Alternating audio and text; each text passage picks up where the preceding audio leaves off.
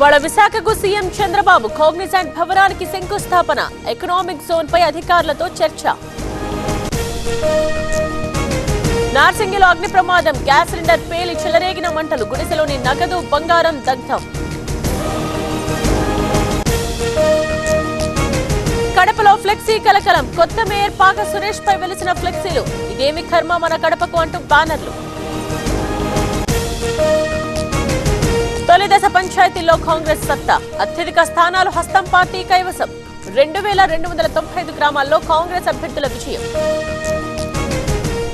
ఇవాళ mega మున్సిపాలిటీపై Revanth review, పునర్విభజనతో 300కు పెరిగిన వార్డులు, ప్రక్రియపై సమీక్షించనున్న సీఎం.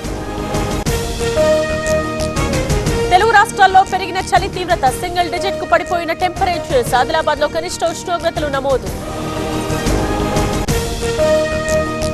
అల్లూరి పాడేరు ఏజెన్సీలో చలి తీవ్రత. తెలుగు రాష్ట్రాల్లో 20,000కు పైన జంటలకు మాతృత్వ కలలను సాకారం చేసిన 49 ఫర్టిలిటీ సెంటర్ మీకు అందిస్తుంది కేవలం 899 రూపాయలకి fertility assessment package, including free consultation, ultrasound, వీర్య పరీక్షలు మరియు AMH టెస్ట్. 49 అంటే సంతానం, 49 అంటే సంతోషం. దట్టంగా అలుముకున్న పొగమంచు, అరకు మినుములూరులో 4 డిగ్రీల ఉష్ణోగ్రత. మరో వివాదంలో దువ్వాడ దంపతులు, అనుమతి లేకుండా మొయినాబాద్ లో birthday party, liquor hookah pack seize చేసిన పోలీసులు. అఫ్జల్గంజ్ లో ఫుట్పాత్లపై కూల్చివేతలు, అడ్డుకున్న MIM నేతలు, అధికారులతో తీవ్ర వాగ్వాదం. తిరుమలలో పెరిగిన భక్తుల రద్దీ, శ్రీవారి సర్వదర్శనానికి 12 గంటల సమయం, 31 కంపార్ట్మెంట్స్ లో వేచి ఉన్న భక్తులు.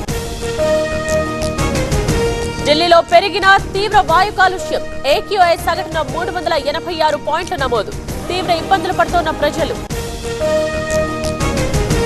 కర్నాల్లో దట్టంగా కమ్ముకున్న పొగమంచు, వాహనాల రాకపోకలకు అంతరాయం, 7 డిగ్రీలకు పడిపోయిన ఉష్ణోగ్రత.